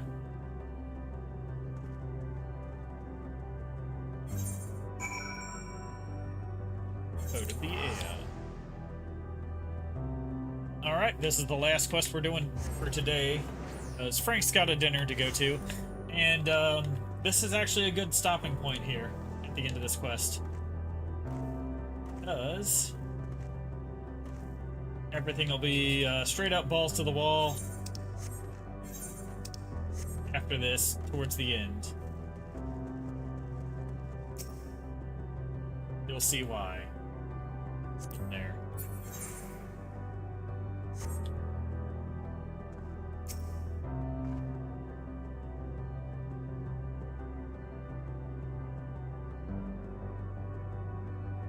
To get here, and we'll turn this in.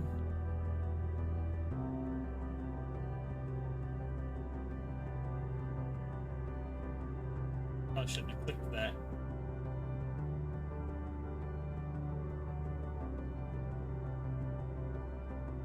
We lost him.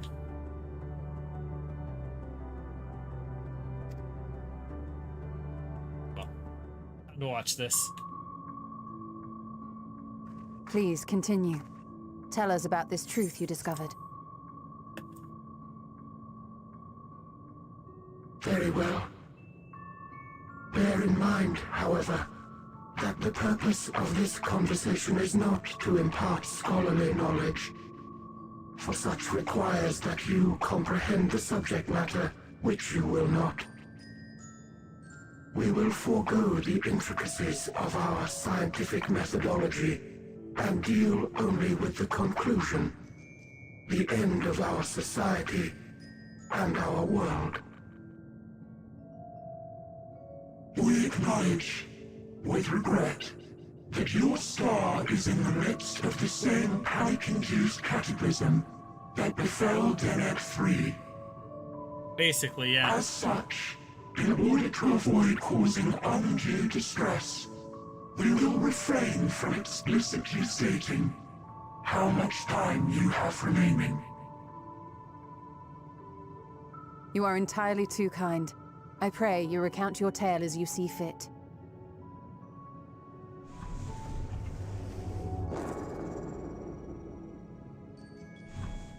In the beginning, the universe was but a tiny particle. Then suddenly, this particle began to expand. Having remained entirely in the bounds of your star, the phenomenon may be difficult for your kind to grasp. But this expansion has since continued unabated. Speculating that the universe could not grow indefinitely, we sought to learn what might occur, and made a worrying discovery. The stars will continue to spread apart, as will their finite thermal energies. Eventually, all heavenly bodies will grow cold and freeze. No new stars will be born, and the universe will enter onto an eternal ice age. Ah, yes, the old inevitable heat death of the universe thing. In hopes of proving that this determination was erroneous, we scrutinized our research from all angles, even as we sought to avert the everlasting winter. The endeavor proved fruitless. So infamously so, in fact, that it became synonymous with vain effort.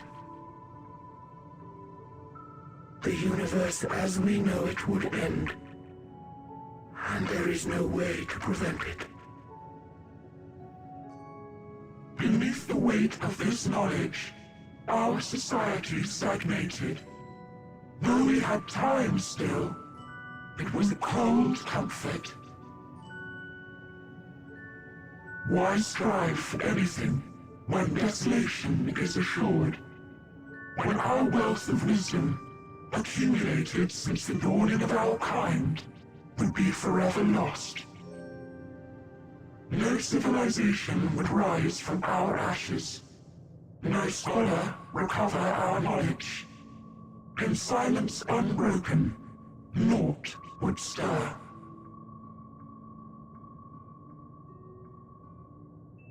Intellect was once our pride.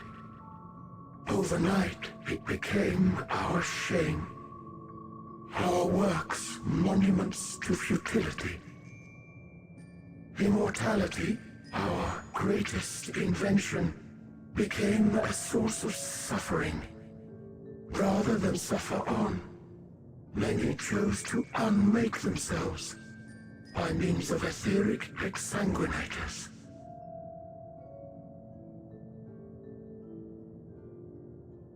Etched upon these stones are the testaments of such souls. Though many left no words at all, thinking it a pointless gesture. Once we have obtained vessels of flesh, we likewise intend to vanish. If you understand this, understand aught of our tale, you will abandon your quest for knowledge. Ignorance truly is bliss. If you would cling to your illusory happiness, remain primitive and pure.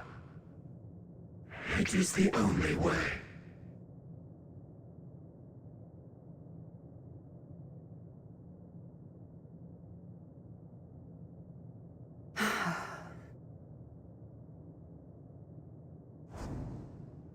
So that's your story.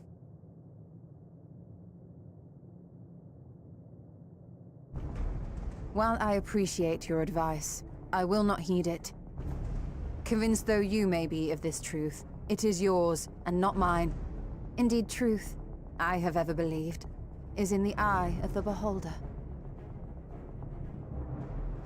Are you suggesting that we have reached a faulty conclusion? That our science failed us? Hardly. As you yourself said, the subject matter is beyond my comprehension. And that, I accept, is true. I do not possess the knowledge to prove or disprove your conclusion. In my mortal years, I doubt I could even approach the wisdom of the Air. But of one thing am I absolutely certain. I would not be happier in ignorance. Y'shtola, no! You mustn't!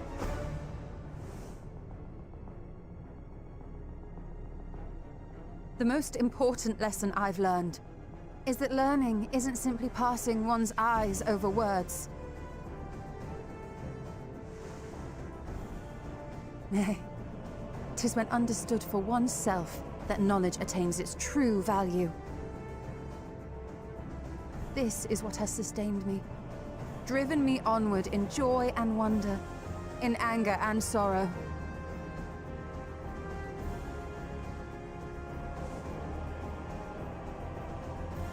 The universe may end, and all may be for naught, but I will live as I always have. I will always seek out new knowledge, and no conclusion of yours, no matter how grim, can dampen my desire.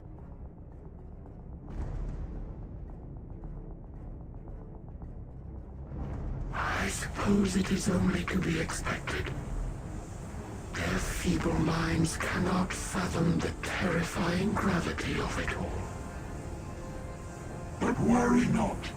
We consider it our duty to enlighten you, and we will not stop until you grasp the full extent of our despair.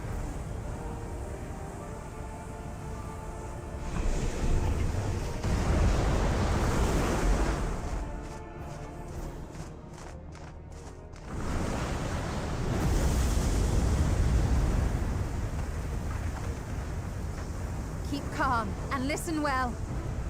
Though my body will soon dissipate, there may be a way to restore it. Azim's magic. So long as our souls remain, you can use it to summon us back. But you mustn't, for it would mean losing our way forward. This I only reveal so that you can promise not to invoke the magic. We came here knowing what victory may cost, so press on. Press on, and do not look back.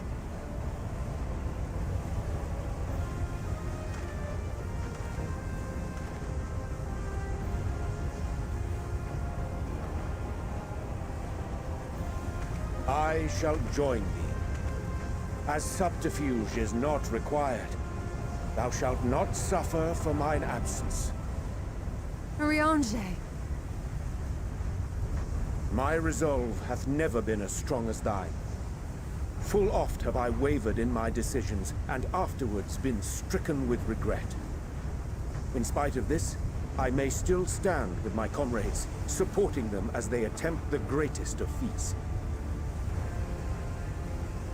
This truth I have learned in the course of our journey. And many though my shortcomings may be, I may also claim to excel in prophecies. My studies, into which have granted me the flexibility of mind needed to bend this malleable reality.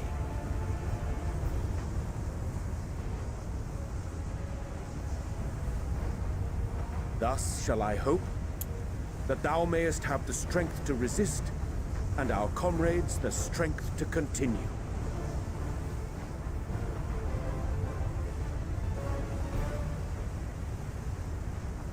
With you to urge us on, how could we possibly fail?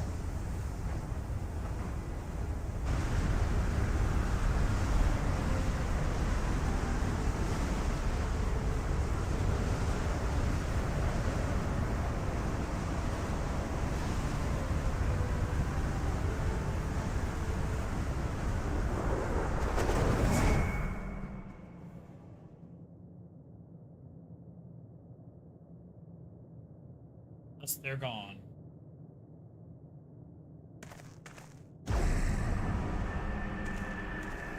Huh, that's interesting. What's this? An extinguished civilization. Rekindled.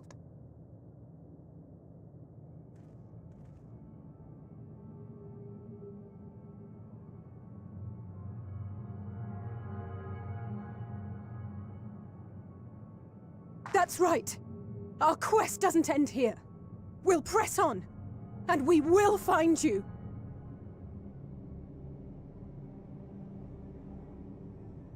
There. That's where you'll find me. Is that another star? Of the stars we visited, most were already devoid of life.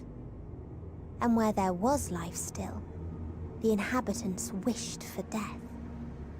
But even death, we learned, isn't truly the end. It is but a part of the cycle of rebirth.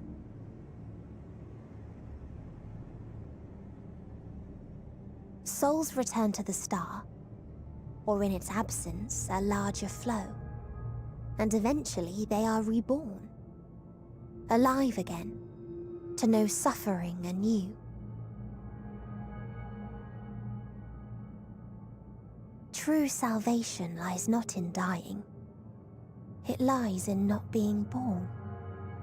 This is the gift I would give to you, to all life on beautiful Aetheris. To that end, we created an egg wherein life cannot quicken.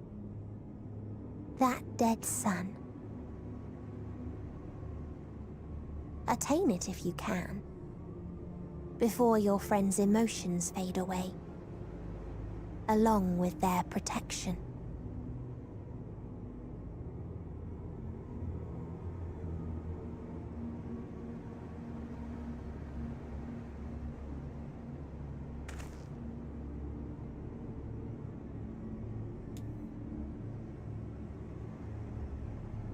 Alright, there we go. We have our goal in mind. And we're gonna go ahead and wrap up tonight, because this is a good stopping spot.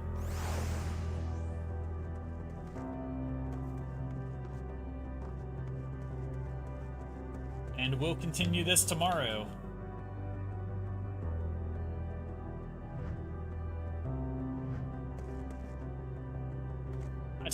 I told you, Frank, the good stopping spot would only be a couple hours in. This is right where I wanted to get to when I said that. So we're beating this base expansion tomorrow. So extra Friday stream. Everyone cool with that?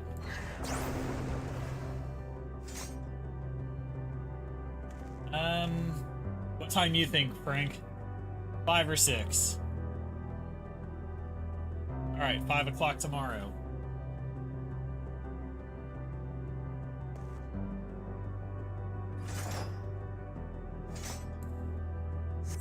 I'm going to go quick to get a screenshot.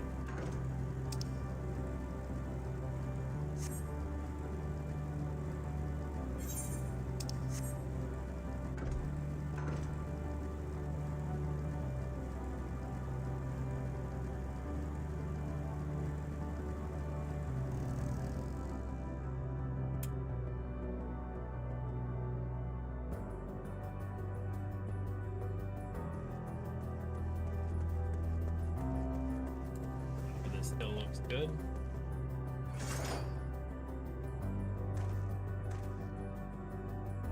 Yep. Yeah, I know about early in. I don't know about early out. Let's see what happens.